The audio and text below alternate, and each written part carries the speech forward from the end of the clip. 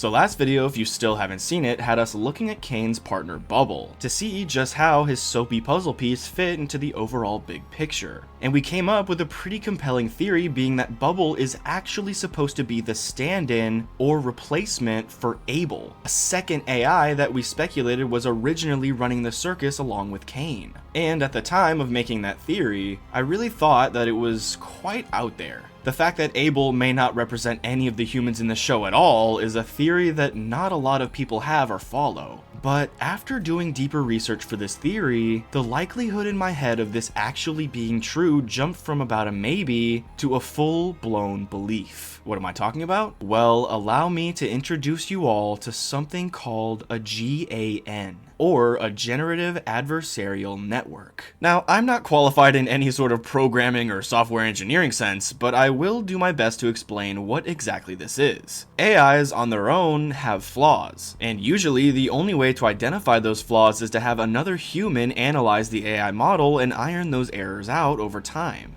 But even the most advanced AIs we have today still have massive limitations. And even if you have a team working around the clock, there will always be new problems to solve. But what if there were a way to provide constant correction to the AI and make sure it's always improving without having to pay a team of people to step in or do anything at all? It would be effectively self-sufficient, an ever-evolving AI model that is completely independent. It can generate responses and improve on its own without any human maintenance whatsoever. And this is exactly what I believe was going on with Caine and Abel. But we can even take it a step further. We can even determine what parts of the GAN system Caine and Abel represented respectively. Caine, with him making every single adventure and being completely dedicated to being the absolute best at doing so, was likely the generative side, or the generator, while Abel was in charge of critiquing Caine's work so he can constantly improve and make better, more realistic stuff. Abel was the discriminator, both of them working in tandem to ensure the circus keeps receiving fresh content that is completely indistinguishable from reality. If you have one system making things and another system constantly training the other to make better things, with the help of Abel, Caine can evolve pretty much indefinitely. This theory, if true, even supports the other theory we had a couple weeks ago,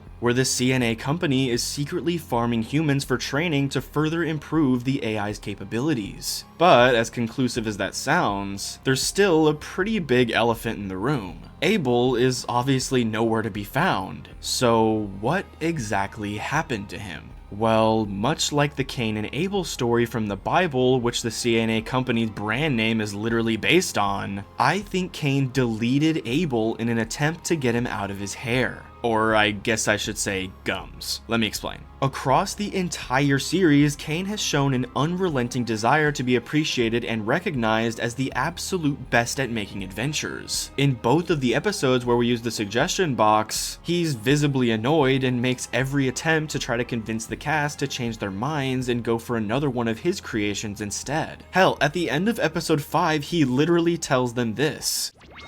Well, I hope we all learned that suggestion box ideas are actually not fun at all, and Caine's ideas are much better. So it's pretty clear at this point that Caine doesn't like adventures that aren't his idea. And since the humans have started getting tired of his work, he's been getting more and more frustrated, which after a while could definitely manifest into a strong hatred for the group. Especially considering the ending to episode 6, where we see Caine presumably getting close to his breaking point, which also conveniently enough does strengthen his parallels with Am from I Have No Mouth and I Must Scream, which as most of you know by now, this show is based on. But back to what I was saying before, the way this theory connects to the overall story is that Caine likely got sick of Abel constantly correcting everything he was doing and nagging him in his ear. So I think Caine deleted Abel in order to remove his own restrictions, enabling him to create without any sort of pushback, which could work to explain why Caine gets so frustrated every single time one of the humans complains to him about the adventures. He thought that by removing Abel, he would be free to create whatever he wanted. He thought that he was superior to his partner in every way and he could run things on his own without him. But he was wrong. and all he did in reality was set into motion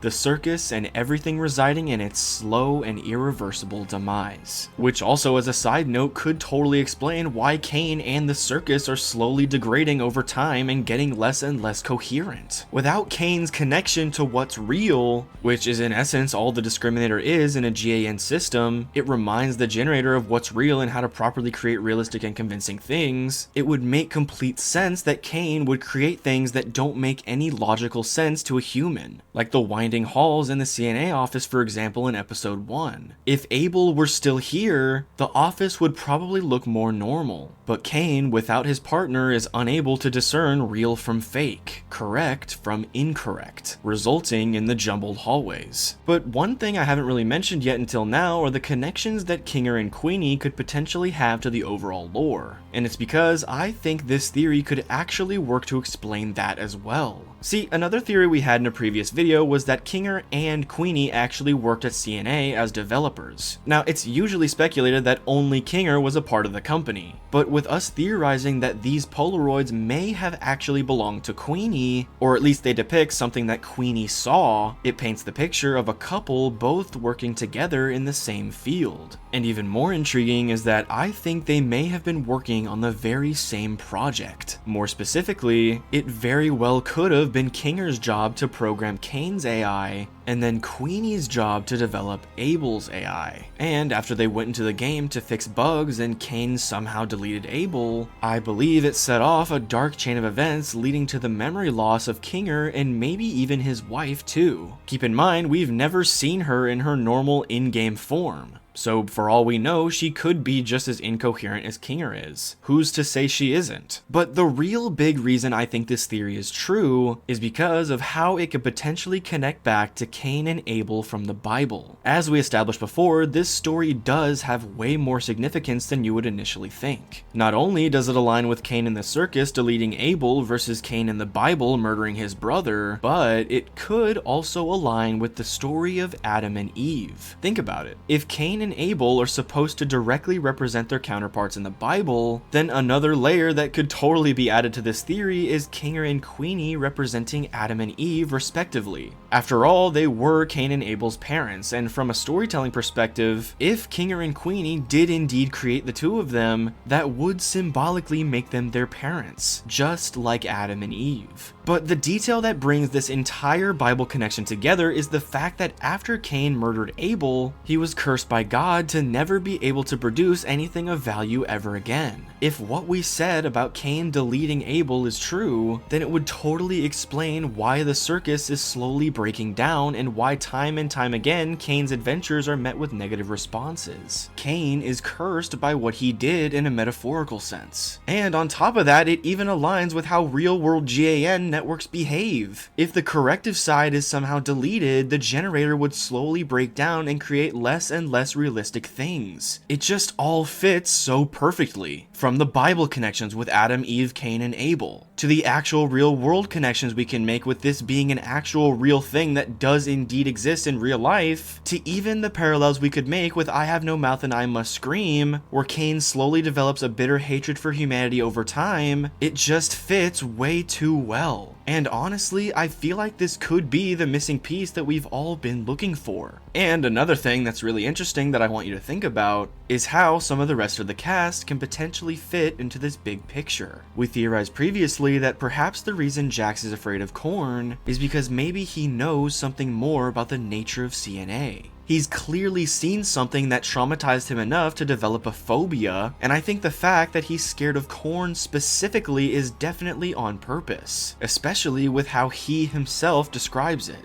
Well, I don't know, it's got a bunch of little pods on it. Looks kind of like an egg sac or something. It's gross. Makes my skin crawl.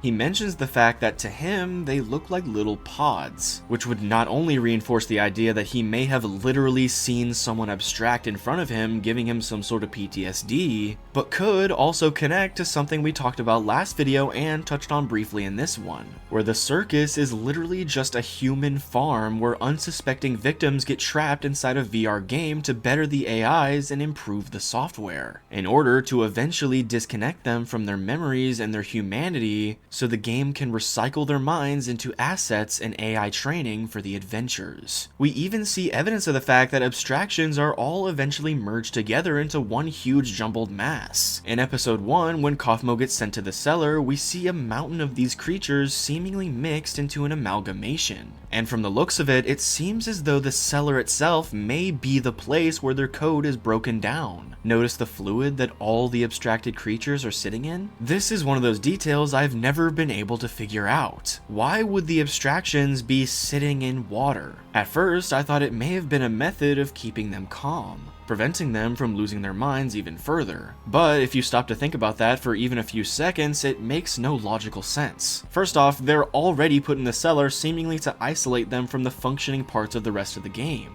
If there's already no way they can get back without Caine, then why would he make any additional effort at all to soothe them after they're already too far gone? It just seems like putting them in the cellar is already the optimal solution he's chosen to prevent the abstractions from reaching the non-glitched areas. Why would he then take even more precautions on top of that to keep them calm? They're already isolated and won't affect anything. So problem solved, right? And not to mention, this is Caine we're talking about here. Are we actually meant to believe that Caine is really going to go out of his way to keep anything calm? He couldn't even listen to Zooble for 10 seconds in the therapy session. Instead, I don't think this is actually water at all. I think it's the final stage of abstraction before you are digested and processed into the computer. That's why they've been turned to liquid. They've been broken down to their most basic level, raw code to be recycled, just like a Venus flytrap slowly consuming its prey. And that's not even getting into the other characters like Ragatha, who I'm almost certain at this point is connected to the broader story in a much more significant way than we're led to believe. Like, come on. There's definitely a reason why Gooseworks thought it was important for Ragatha to mention the fact that her parents were rich and that she just so happened to work in real estate. And judging by the tone of her voice, she likely didn't enjoy that time of her life very much, likely being pressured into it by her mother, which, as we all know, wasn't necessarily nice to her growing up. And actually, since we're on the subject, where is Ragatha's father? Because, at least to my knowledge, I wasn't able to find a single shred of evidence of anyone in the show mentioning or even alluding to the fact that Ragatha might have a father. I mean, we know she must have one, but we've only really heard things about her mother. You would think that if her dad were still around, she would have mentioned him when she went into her backstory at the bar. So what exactly happened to him? Well, I'm about to make a crazy claim here. Not that you guys expect anything other than crazy claims from me at this point, but what if Ragatha's father is actually Kinger? Now, bear with me because I already know what you're gonna say. Kinger already has a wife that we literally see in the circus, but just let me explain. Ragatha never mentioning her father says, at least to me, that that particular subject is rather touchy, suggesting either past trauma or something negative occurring in her early life. What if Kinger had another wife at some point, had a kid, and then fell in love with a different woman and left his original family, leaving Ragatha and the mother of his daughter behind? Now, I know it's a crazy theory, but it would totally explain from an emotional sense why Ragatha's mother treated her so negatively. It is way too common among single-parent households, where one parent treats the child who may behave or look like the ex unfairly or with resentment. This doesn't excuse her mother's actions by any means, but it at least helps us understand why it could potentially be happening. And that's not even mentioning the moments where Kinger talks with Ragatha in a fatherly sort of way. In episode 2, he reminds her of the first time she came into the circus and how it was difficult for her to adjust, just like a father would do if he's trying to connect and comfort his child. And again, in the most recent episode when they're both in the loser's corner, Kinger yet again alludes to the idea of him having been completely lost before Ragatha came in and gave him another chance. In fact, this entire exchange just feels very paternal. And I guess you could argue that it's just a case of Kinger being in the dark and getting his lucidity back, but I really do think the fact that it's just him and Ragatha in a good number of these interactions is definitely important. It's trying to tell us that the relationship between these two characters is significant in some deeper way. Of course, I don't know if any of that's actually true, but I could totally see it being the case. So with all that craziness out of the way, it's time to finally answer our initial question once and for all. What actually is Caine?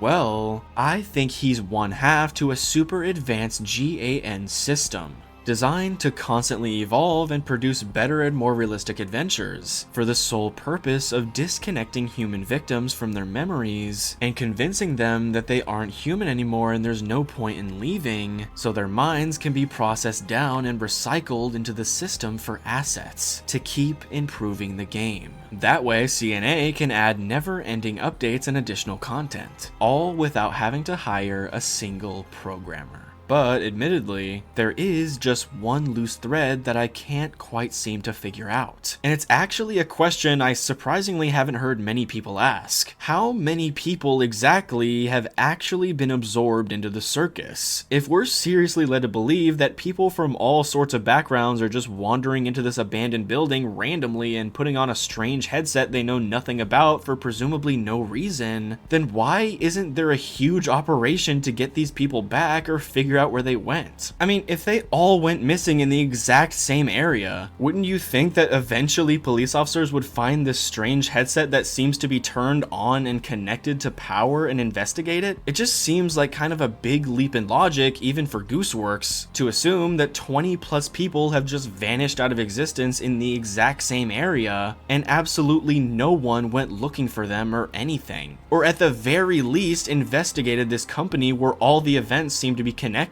It just doesn't really make any sense. But despite all that, I actually do have a theory that may explain this weird mystery. Now, I have no idea if this is true, but just hear me out. I think that every single one of the people trapped are somehow connected to CNA in some fashion. In fact, I think it goes even deeper than that. I actually think that every single one of them directly worked at the company. Here's what I believe happened. I think that one by one, members of the staff entered the circus not knowing exactly what the lead programmers Kinger and Queenie had created. And since the creators of the game went in first, there was nobody on the outside to tell the others what they were getting into. After a while, there was no one left to run the business once everyone had gone in, leaving the building to foreclose and be purchased by Ragatha's family down the line, which then leads to every single one of these people being trapped the very same way the developers were. I personally think it's way more believable that only 6 people wandered off and disappeared rather than a whole 20 plus. At the very least, it helps to make that part make a little more sense. And in the midst of all that, either before or after they all got trapped, I think Caine deleted Abel, permanently disrupting the balance between the two AIs, and in the process, sealing every single one of their fates without even realizing it.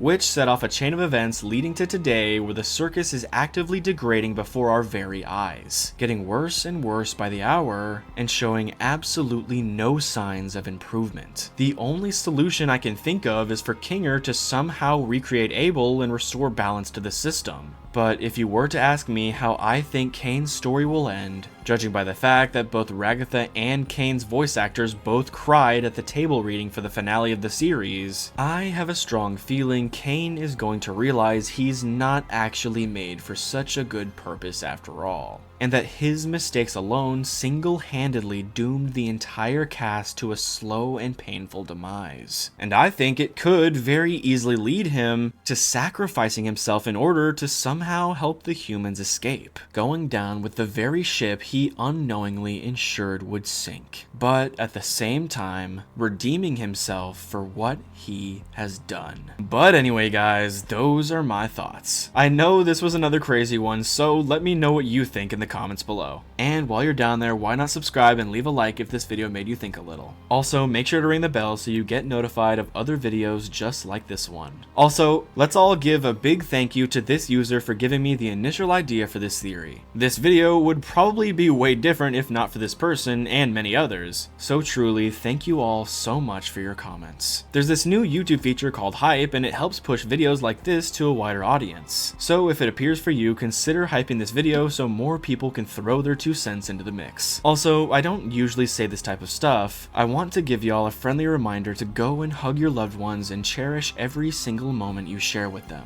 We're in some very crazy and scary times right now in the world. I won't really talk about it here, but just always remember to appreciate the people you have and the ones who care about you. Because you never know when the words you say to someone you love will be the last ones you get to say. So always make sure to be kind and spread peace no matter what. Alright guys, well that's gonna do it from me. Thank you guys once again so much for 10,000 subscribers. I love every single one of you with all my heart, and I definitely couldn't do any of this without you. Thank you so much for watching, and as always, I'll see you next time.